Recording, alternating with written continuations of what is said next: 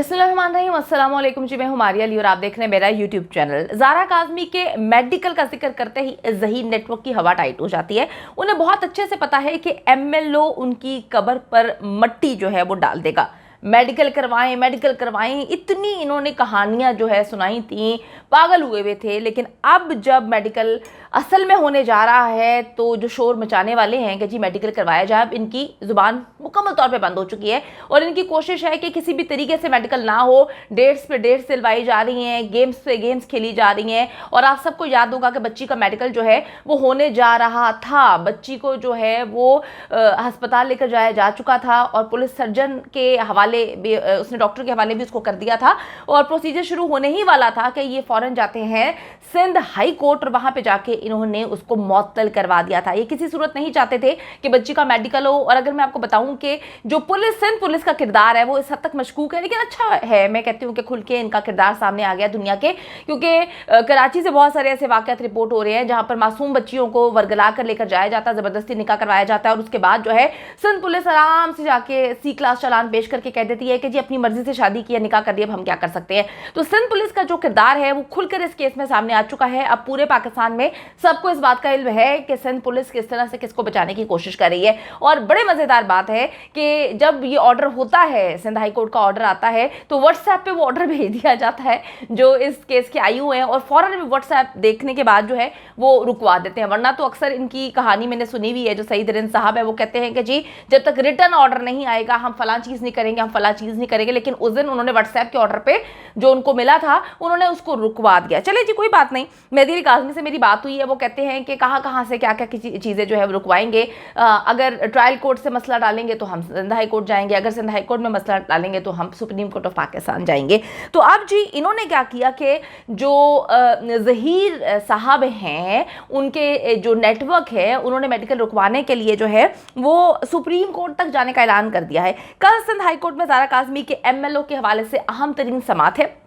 20 तारीख दी गई थी और ये 20 तारीख बहुत ज़्यादा इंपॉर्टेंट है। मुझे ज़्यादा इस वजह से इंपॉर्टेंट लग रही है क्योंकि जो इनके सस्ते यूट्यूबर्स हैं जो कहानियाँ सुनाते रहते हैं कि जी अब 14 दिन के अंदर 15 दिन के अंदर ज़हीर और उसका भाई बाहर निकल आएगा और ऐसा ही होता है। फिर वो कुछ और कहानियाँ सुनाते हैं कि अब फलां की बेल हो जाएगी, फिर फलां की बेल हो जाती है। फिर कहानी सुनाते हैं कि अब ढींग के साथ ऐसा होने वाला है और ढींग के साथ ऐसा हो जाता है। और अब कल इनका जो सस्ता चाइना का क्या कहते हैं अक्षय कुमार है, उसने कहानी सुनाई हुई है कि 20 तारीख बहुत इंपॉर्टेंट है।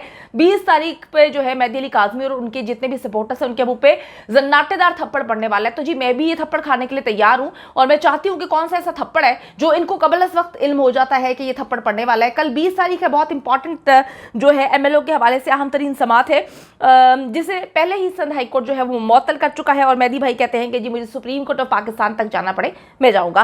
क्या आप कल एमएलओ की इजाजत मिल जाएगी? अदालत क्या इसका हुक्म देने वाली है, दे देगी? जानते हैं जी हाई कोर्ट के सीनियर वकील फयाज रामे साहब इस वक्त मेरे साथ मौजूद हैं जो पहले दिन से इस केस को लेकर चल रहे हैं।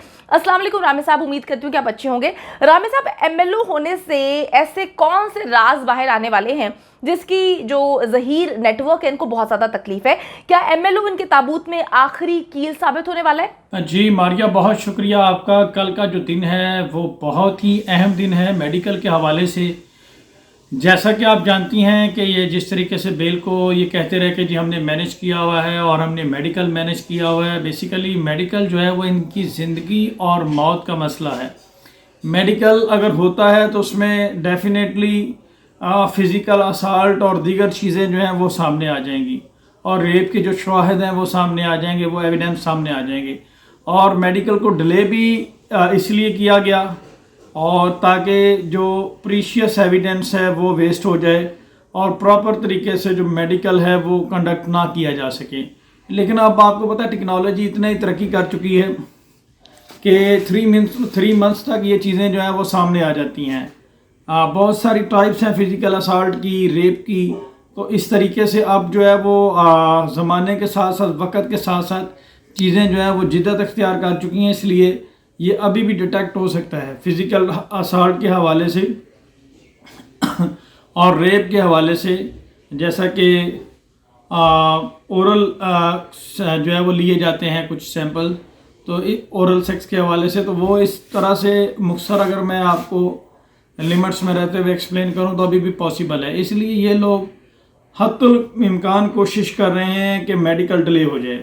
और जहाँ तक मेरे सुनने में आया, कल मैं भी वो जायज साहब छुट्टी पे हूँ तो मज़ीद ये डिले हो जाए मेडिकल, मैं इसमें श्योर नहीं हूँ। तो ये ज़हीर गैंग 100% कोशिश कर रहा है कि ये मेडिकल डिले हो जाए।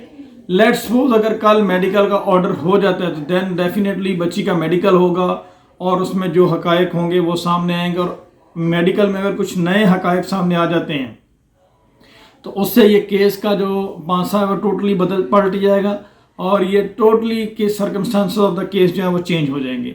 और ये जो मुल्ज़म ज़हीर है ये बिल्कुल इसके ऊपर 375 भी लग जाएगी और 376 भी, जो कि डेथ इम्प्रिजनमेंट और लाइफ इम्प्रिजनमेंट है। तो फिर तो ये बिल्कुल, और इस ऑफेंस में इसको दोबारा से बेल भी करवानी पड़ेगी। अगर 375 लगती है तो उसमें इसकी बेल नहीं है, उसमें इसको दोबारा से बेल अप्लाई करनी पड़ेगी, अदरवाइज़ पुलिस इसको अरेस्ट भी कर सकती है। तो कल का दिन जो है वो बहुत अहम है इस हवाले से। तो उम्मीद करते हैं इंशाल्लाह मेडिकल जो है वो मैंडेटरी प्रोविजन अलाउ होना चाहिए और इससे पहले एक अदालत अलाउ कर भी चुकी है, लेकिन ये अप टू जजेस है, कोर्ट के ऊपर है, सब जुडिस मैटर है, इसलिए मैं इसके ऊपर कोई ओपिनियन नहीं देना चाहता।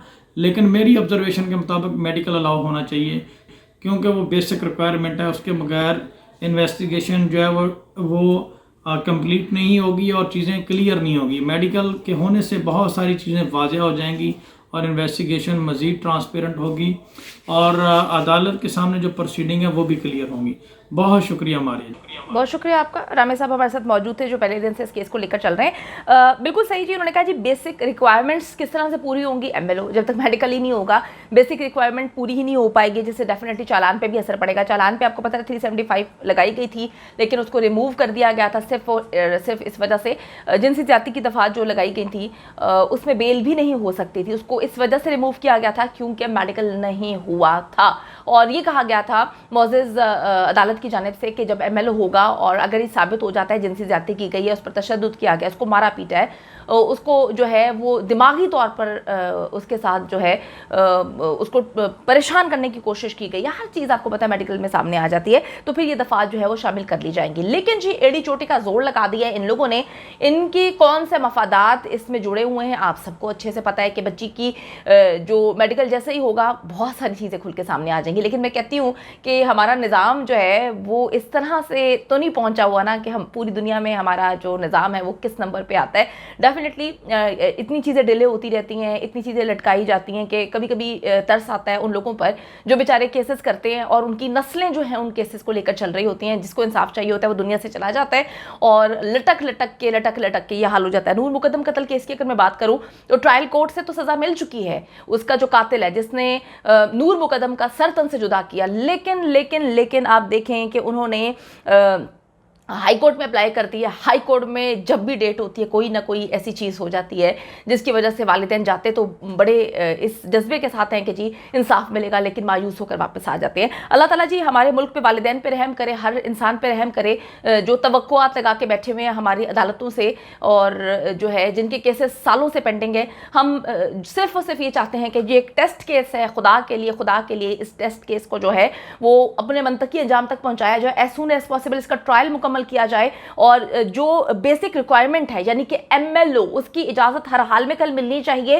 क्योंकि केस का दारोमदार एमएलओ पर है। अगर एमएलओ नहीं होता तो डेफिनेटली चीजें निकल के कभी सामने नहीं आएंगी, ये वो चीजें बन जाएंगी, ये वो राज बन जाएंगे जो कभी फिर खुल के सामने नहीं आएंगे। मिलकर दुआ करें जी बैदगी अली काज़मी के हक में कि अल्लाह ताला जी उनके साथ बेहतरीन करे, उनकी बेटी के साथ बेहतरीन करे और उनको अगर हक मिल जाता है तो पाकिस्तान की हर वो बेटी जो इस वक्त तड़प रही है, वालिदैन तड़प रहे हैं, जिनकी जिंदगी बर्बाद हो चुकी है, उनको भी इंसाफ मिलने की राह जो है वो हमवार हो पाएगी।